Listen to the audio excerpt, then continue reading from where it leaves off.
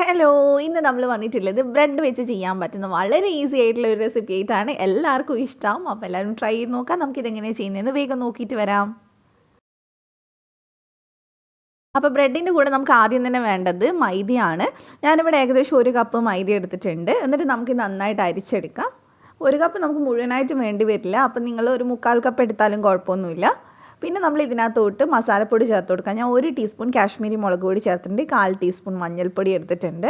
പിന്നെ അതേപോലെ തന്നെ ഒരു 1/2 ടീസ്പൂൺ മല്ലിപ്പൊടി എടുത്തിട്ടുണ്ട്, 1/4 ടീസ്പൂൺ ചെറിയ ജീരകം പൊടിച്ചത്, ഒരു 1/4 ടീസ്പൂൺ ഗരം മസാല, ആവശ്യത്തിന് ഉപ്പ്. അപ്പോൾ ഇത്രയും ചേർത്തിട്ട് നമുക്കിത് നല്ലപോലെ ഒന്ന് മിക്സ് ചെയ്തെടുക്കാം.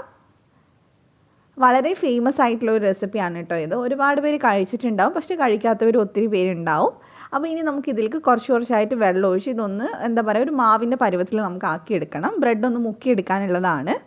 അപ്പോൾ നല്ലപോലെ നമുക്കൊന്ന് മിക്സ് ചെയ്തെടുക്കാം. കുറച്ചായിട്ട് വെള്ളം ഒഴിച്ച് കൊടുക്കുക. ഏകദേശം എനിക്ക് 1 കപ്പ് മാവിന് മൈദക്ക് 1 കപ്പ് വെള്ളം തന്നെ വേണ്ടി വന്നിട്ടുണ്ട്. അപ്പോൾ നല്ലപോലെ ഞാനിത് മിക്സ് ചെയ്ത് എടുത്തിട്ടുണ്ട്. ഈ ഒരു പരുവത്തിൽ മതി, ഒരുപാട് കട്ടിയാവരുത്. അപ്പോൾ ഇനി നമുക്കിത് അവിടെ മാറ്റി വെക്കാം. ഇനി നമുക്ക് ചെയ്യാനുള്ളത് ബ്രെഡ് ഒന്ന് കട്ട് ചെയ്യാന്നുള്ളതാണ്. ഞാനിവിടെ 4 പീസ് ബ്രെഡ് കൊണ്ടാണ് ചെയ്യുന്നത്. നിങ്ങൾക്ക് 5 6 പീസ് എടുത്താലും കുഴപ്പമൊന്നുമില്ല. അപ്പോൾ ആദ്യം തന്നെ ഇതിൻ്റെ സൈഡ് നമുക്കൊന്ന് കട്ട് ചെയ്തെടുക്കണം.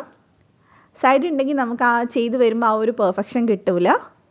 അപ്പോൾ നന്നായിട്ട് 4 സൈഡ് നമുക്കൊന്ന് കട്ട് ചെയ്ത് കൊടുക്കാം. ഇത് നമുക്ക് ചെയ്യാനായിട്ട് വളരെ കുറച്ച് സമയമേ വേണ്ടുള്ളൂ. അതുകൊണ്ട് തന്നെ നമുക്ക് എന്താ പറയുക ഉണ്ടാക്കാൻ നല്ല ഇൻട്രസ്റ്റ് ആയിരിക്കും ഇത് കണ്ടു കഴിയുമ്പോൾ നിങ്ങൾക്ക്. അപ്പോൾ ഇനി നമുക്ക് ഇതേപോലെ തന്നെ ബാക്കിയുള്ളതൊക്കെ ഒന്ന് കട്ട് ചെയ്തെടുക്കാം. അപ്പോൾ ഞാൻ എല്ലാം കട്ട് ചെയ്തെടുത്തിട്ടുണ്ട്. ഇനി നമുക്ക് ഈ ബ്രെഡിനെ 4 പീസായിട്ട് ഒന്ന് കട്ട് ചെയ്തെടുക്കാം കേട്ടോ. ഇതേപോലെ ഒന്ന് കട്ട് ചെയ്തെടുക്കാം. നിങ്ങൾക്ക് സിംഗിൾ പീസായിട്ട് കട്ട് ചെയ്യണമെങ്കിൽ അങ്ങനെയും കുഴപ്പമില്ല. ഞാനെല്ലാം ഒരുമിച്ച് വെച്ച് കട്ട് ചെയ്തതന്നേ ഉള്ളൂ. അപ്പോൾ വീണ്ടും നമുക്കൊന്ന് കട്ട് ചെയ്തെടുക്കാം. ചെറിയൊരു സ്ക്വയർ പീസാക്കി എടുക്കുകയാണ്. അപ്പോൾ നമ്മളെല്ലാം ഇത് കട്ട് ചെയ്തെടുത്തിട്ടുണ്ട്. ചെറിയ സ്ക്വയർ പീസാക്കി എടുത്തിട്ടുണ്ട് കേട്ടോ. അപ്പോൾ ഇനി നമുക്ക് വേണ്ടത് കോൺഫ്ലേക്സ് ആണ്. അപ്പോൾ കോൺഫ്ലേക്സ് നിങ്ങളുടെ കയ്യിൽ ഇല്ലെങ്കിൽ ലേസ് 1-2 പാക്കറ്റ് വാങ്ങിച്ചാലും മതി. ഇതുപോലെയാണ് കേട്ടോ ഉണ്ടാവുക. കോൺഫ്ലേക്സ് അറിയാത്തവർക്ക് വേണ്ടി കാണിച്ചതേ ഉള്ളൂ. ഇനി നമുക്കിതൊന്ന് കൈ വെച്ചിട്ടൊന്ന് പൊടിച്ചെടുക്കാം. ഒത്തിരി അങ്ങോട്ട് പൊടിയണ്ട, ചെറുതായിട്ടൊന്ന് ക്രഷ് ചെയ്തെടുത്താൽ മതി. അപ്പോൾ കൈ വെച്ചിട്ട് ഇതുപോലെ ഒന്ന് പൊടിച്ചെടുത്തതിന് ശേഷം നമ്മളിതേ മാവും എടുത്ത് വെച്ചിട്ടുണ്ട്. അപ്പോൾ ബ്രെഡ് നമുക്ക് നന്നായിട്ട് മാവിലൊന്ന് പൊതിഞ്ഞെടുക്കാം. അപ്പോൾ ഫുള്ളായിട്ട് നമ്മൾ മാവിൽ പൊതിഞ്ഞെടുത്തിട്ടുണ്ട്. ഇനി നമുക്ക് കോൺഫ്ലേക്സിൽ നന്നായിട്ട് പൊതിഞ്ഞെടുക്കാം. അപ്പോൾ ഫുള്ളായിട്ട് നമ്മളിത് കവർ ചെയ്തെടുത്തിട്ടുണ്ട്. അപ്പോൾ ഇത് ശരിക്കും പറഞ്ഞാൽ KFCയിലൊക്കെ കാണുന്ന ഒരു ഫ്രൈഡ് ബ്രെഡാണ് കേട്ടോ. അപ്പോൾ ഒരുപാട് പേര് കഴിച്ചിട്ടുണ്ടാവും. കഴിച്ചവരുണ്ടെങ്കിൽ ഒന്ന് കമൻറ്റ് ചെയ്യുക. അപ്പോൾ ഇതേപോലെ തന്നെ എല്ലാം ചെയ്തെടുത്തതിന് ശേഷം നമുക്കിനി ഇതൊന്ന് ഫ്രൈ ചെയ്തെടുക്കാം. ഫ്രൈ ചെയ്യുന്ന സമയത്ത് നമുക്ക് 3-4 ഒക്കെ ഇട്ട് ഒരുമിച്ചിട്ട് ഫ്രൈ ചെയ്തെടുക്കാം. പിന്നെ അതുപോലെ തന്നെ ഒരുപാട് നേരമൊന്നും വേണ്ട വെന്ത് വരാനായിട്ട്. കാരണം നമ്മൾ ഉള്ളിലത്തെ ബ്രെഡ് അങ്ങനെ ഒത്തിരി അങ്ങോട്ട് നേരമൊന്നും എടുക്കില്ല വെന്ത് വരുമ്പോൾ.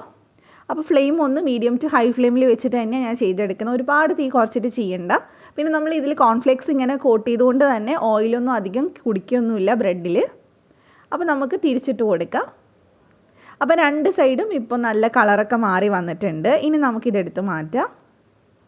ഇത് നമുക്ക് മയണൈസിൻ്റെയും അതുപോലെ തന്നെ ടൊമാറ്റോ കെച്ചപ്പിൻ്റെ ഒക്കെ കൂടെ സെർവ് ചെയ്യാൻ നല്ലതാണ് കേട്ടോ. അപ്പോൾ ഇതേ ഫുള്ളായിട്ട് ഞാനിത് എടുത്തിട്ടുണ്ട്. ഇതേപോലെ തന്നെ ബാക്കിയുള്ളതും ചെയ്തെടുത്താൽ മതി. അപ്പോൾ എല്ലാവരും ട്രൈ ചെയ്ത് നോക്കുക. നല്ല ക്രിസ്പി ആയിട്ട് ഉള്ളിൽ നല്ല സോഫ്റ്റ് ആയിട്ടുള്ള ഒരു റെസിപ്പിയാണ്. അപ്പോൾ എന്തായാലും കുട്ടീസിനും എല്ലാവർക്കും ഒരേപോലെ ഇഷ്ടമാവും. ട്രൈ ചെയ്തിട്ട് ഫീഡ്ബാക്ക് പറയുക. അപ്പോൾ നിങ്ങൾക്ക് റെസിപ്പി ഇഷ്ടമായിട്ടുണ്ടെങ്കിൽ ചാനലൊന്ന് സബ്സ്ക്രൈബ് ചെയ്യുക. തൊട്ടടുത്തുള്ള ബെല്ല് ക്ലിക്ക് ചെയ്തിട്ട് ഓളൂടെ ക്ലിക്ക് ചെയ്യുക. എന്നാൽ മാത്രമേ ഞാൻ വീഡിയോസ് വരുമ്പോൾ നോട്ടിഫിക്കേഷൻ വരുള്ളൂ. മറ്റൊരു വീഡിയോ ആയിട്ട് കാണാം. Thank you for watching.